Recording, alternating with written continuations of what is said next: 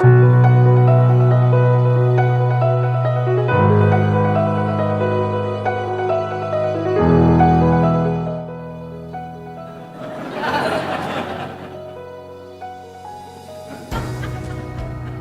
know, I became a band director so I didn't have to look at the audience.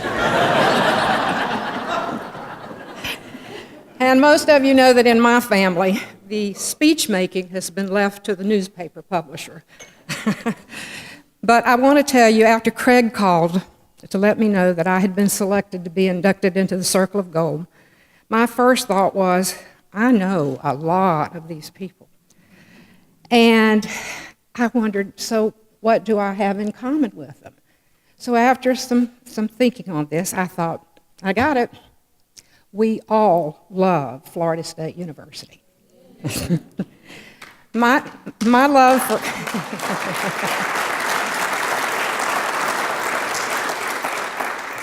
my love for FSU started in 1960 in the bathroom. Now, it's not what you think. It was the women's bathroom in what we now call the old music building.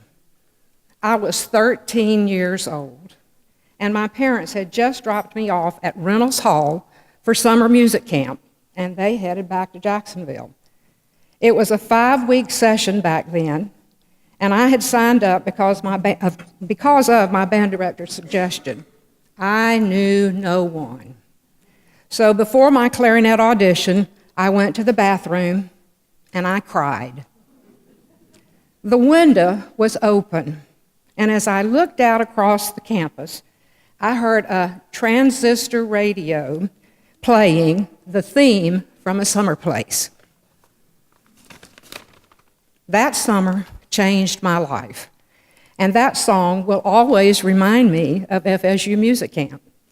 When the camp classes began, I had the opportunity to have college professors such as Dr. Manley R. Whitcomb, Robert T. Brown-Eagle, and the band director at Leon High School, Oliver Hobbs. They all conducted the rehearsals. And Harry Schmidt was my clarinet professor, and Herman Gunter directed the chorus. These same professors were part of my life 6 years later as a college student. And Mr. Hobbs was my supervisor of instrumental music when I started to teach in Leon County. That summer, those 5 weeks flew by, and after the final concert, my parents took me home. I cried again. This time because I had to leave all of my new friends. I returned the next 2 summers, but passed on the summer before I graduated from high school because of some health issues.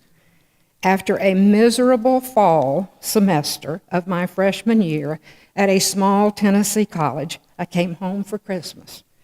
FSU was playing in the 1964 Gator Bowl, and my music camp roommate, who was a feature twirler with the Marching Chiefs, called and invited me to the party for the band. When I arrived at the hotel, I realized I knew everyone on that elevator. So with a little encouragement from that roommate after the party, I realized I needed to get to FSU and change my major to instrumental music. And so I did. My sophomore year, 1965, as a transfer student, began by auditioning for the Marching Chiefs on clarinet. After that, there were lots of long rehearsals in the Tallahassee heat. But stepping onto the field at Doak Campbell Stadium for the first football game was well worth all the time and effort. That same fall, I met this really cute alto saxophone player. He was from Oklahoma. Our first date then was on January 29th, 1966, for my 19th birthday. And I admit it, I asked him out. But he took me up on it and decided to help me celebrate at the Talquin Inn. Yep, my life changed again. Fall of 1967. Oh, excuse me. Let me catch up with where I am. Before the 1966 football season, I joined the Big Eight. Brownie, who was the director of the Marching Chiefs, and that's what we called him, he asked me to fill the 4th spot in the tenor drum line, since women led the band onto the field for pregame.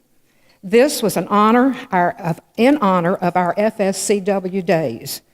As you might have guessed, being in the Big 8 was a blast. Fall of 1967, I interned in Jacksonville, and Mike and I made plans to marry on December 29th, the night before FSU played Penn State in the Gator Bowl. Then after that, we started our married life and professional lives here in Tallahassee. I started the next year teaching at Augusta Raw Junior High. I had the distinction of being the only band director in Leon County that marched in parades in a mini dress and go-go boots. Mike graduated in December of 1968 and began his newspaper career at the Tallahassee Democrat. We left in 1975 and lived in Miami, Biloxi, and Myrtle Beach over the next 22 years. But we always planned to come back to Tallahassee. 1997 brought us back for Mike to be the publisher of the Democrat. And since then, we have enjoyed being able to take advantage of all that FSU has to offer. I guess we're most proud of the Marching Chiefs alumni. This homecoming will be the 49th year to perform. Mike was the first drum major and will always be remembered for using a toilet plunger as his baton. But it had garnet and gold ribbons on it. We've missed 3 times marching, one of which we were battling cancer, but we were here in spirit. My thanks to Florida State University Alumni Association for this enormous honor in my life. My education at FSU and the College of Music molded me into who I am today, a proud graduate of Florida State University.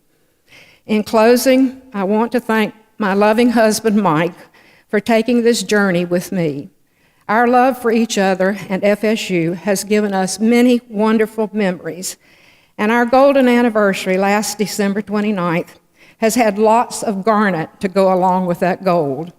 I love you dearly, Mike Pate, and thank you, Alumni Association and Florida State University.